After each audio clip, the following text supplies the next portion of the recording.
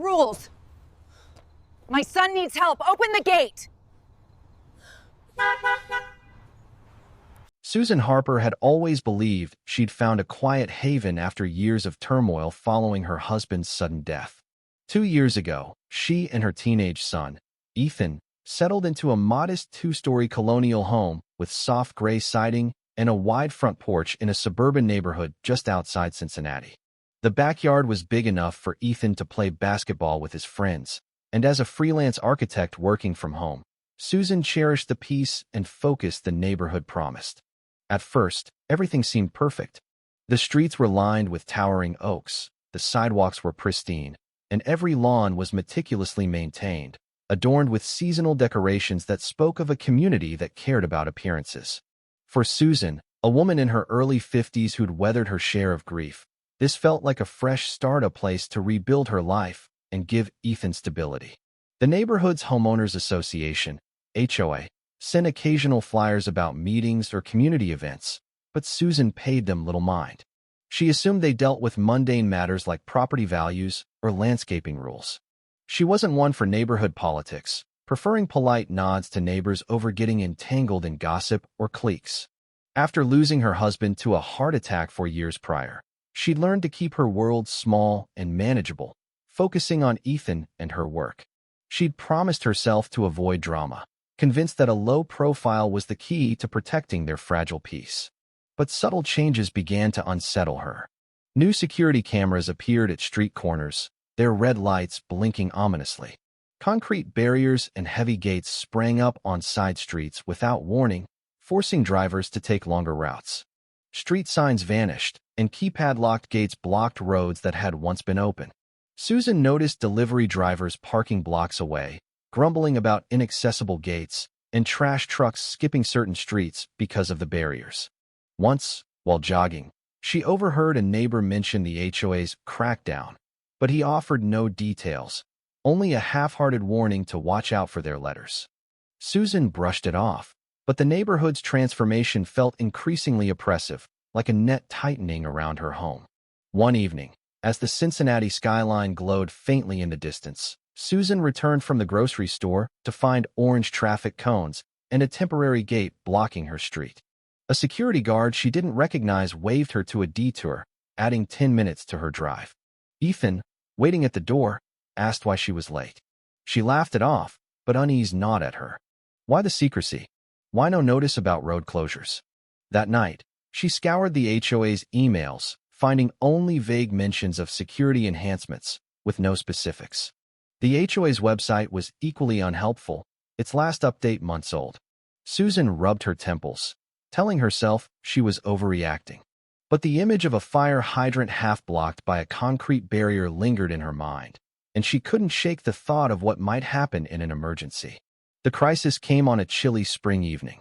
Susan was downstairs, finalizing blueprints for a client, when a faint noise from Ethan's room stopped her cold, a muffled, choking gasp. She sprinted upstairs, her heart pounding, and found Ethan sitting up in bed, clutching his throat, his face pale and his breath shallow. His eyes were wide with panic, and Susan recognized the signs of a severe allergic reaction. They'd always been cautious Ethan's allergies were manageable, but something had triggered this. She grabbed her phone, dialed 911, and stayed by his side, her voice steady as she gave their address to the dispatcher. "Stay with me, Ethan," she whispered, rummaging through the medicine cabinet for his EpiPen. She injected it into his thigh, praying it would hold him until help arrived. Minutes dragged on, but no sirens came. Instead, her phone buzzed with a call from an unfamiliar number. A paramedic's voice, tense and urgent, said, "Ma'am, we can't get to your street. There are concrete barriers and locked gates. The GPS is looping us around. Can you meet us at an access point?" Susan's blood ran cold. "The barriers. The gates. You can't get in?" she demanded, her voice shaking. "My son's barely breathing." The paramedic explained they were trying alternate routes, but the gates were locked, and no one had the codes. Susan wrapped Ethan in a blanket, lifted him with a strength she didn't know she had, and stumbled into the cold night air. Her bare feet stung as she shoved them into sneakers and carried him toward the nearest gate, only to find it locked with a keypad she couldn't open. She called 911 again, nearly screaming. "The gate's locked. My son's getting worse." The dispatcher promised the fire department was on its way, but Susan could hear Ethan's breath growing fainter. She carried him toward another street, desperation driving her forward, but every turn led to another barrier. Finally, she saw flashing lights in the distance. 2 paramedics ran toward her, dragging a stretcher, their ambulance stuck behind a gate. "We should have been here 10 minutes ago," one muttered, administering oxygen and another dose of epinephrine. Susan followed them to the ambulance, her legs trembling, as they forced the gate open with a hydraulic tool. She held Ethan's hand during the ride to the hospital, her mind racing with fear and fury. At the hospital, doctors stabilized Ethan, assuring Susan he'd recover. But their words, barely in time, echoed in her head. Sitting in the waiting room, exhausted and numb, she realized the HOA's security measures weren't just inconvenient, they were deadly. Her fear hardened into resolve. She wouldn't let this happen to anyone else. Susan didn't sleep that night, keeping vigil by Ethan's bedside. By morning, when doctors confirmed he'd make a full recovery, her anger had crystallized into action. She drove to the HOA's office, a stark brick building near a strip mall. The receptionist, a cold woman named Janet, dismissed her request to speak to someone, insisting she needed an appointment. "My son nearly died because your barriers blocked the ambulance," Susan said, her voice steady but sharp. "I'm not leaving until I get answers." The glass door clicked open, and Margaret Ellis, the HOA president, stepped out. Susan recognized her from community events, a woman whose polished demeanor masked an iron grip on the neighborhood.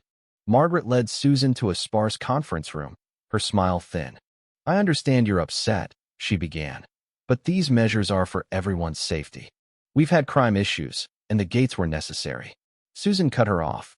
"Necessary? An ambulance couldn't reach my son. He could have died. How is that safe?" Margaret claimed residents were notified and emergency services had gate codes, but Susan knew it was a Liesch had received no such notice, and the paramedics were as clueless as she was.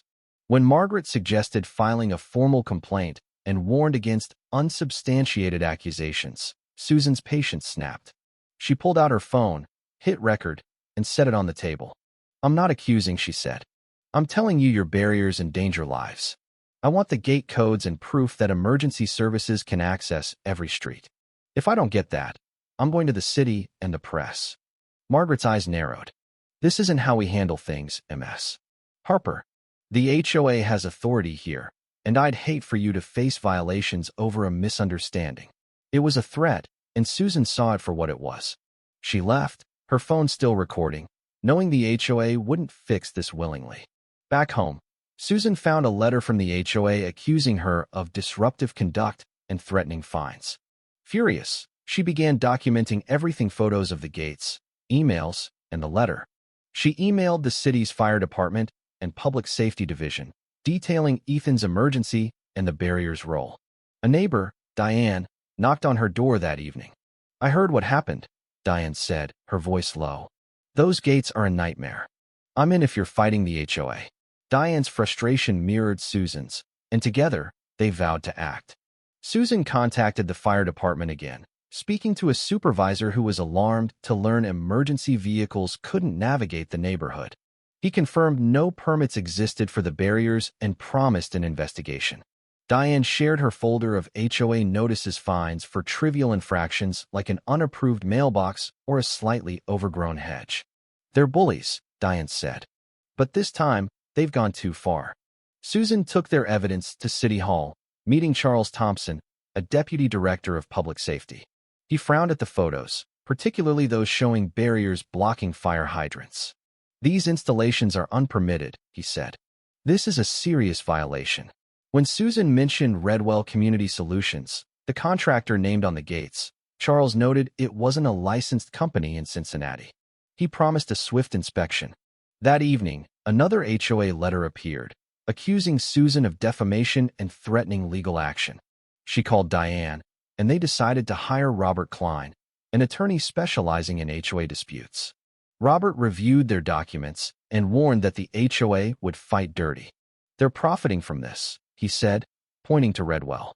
"Someone's getting rich, and they'll do anything to protect it. The city's inspectors arrived days later, documenting the barriers. But the HOA struck back, slipping a notice under Susan's door claiming the inspection found no violations and accusing her of inciting panic. Robert called it a bluff, confirming the city had indeed found multiple violations. He filed for an emergency injunction to remove the barriers, but the HOA escalated its intimidation. Police showed up at Susan's house, citing an HOA complaint about unpermitted construction.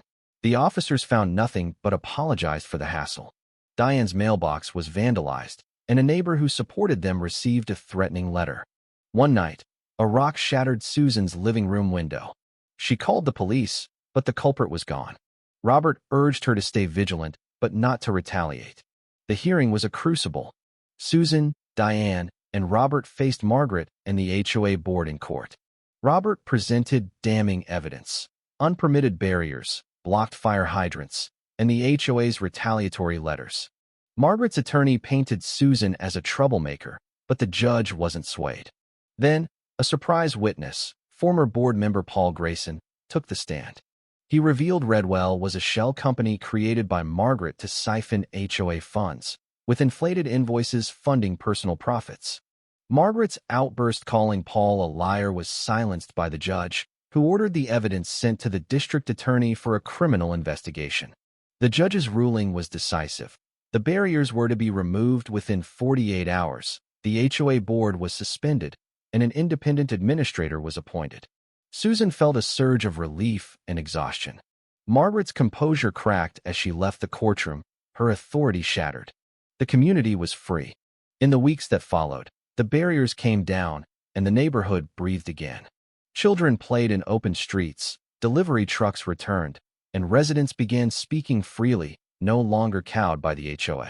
Susan and Ethan settled back into their routine, though she knew the scars of fear would linger.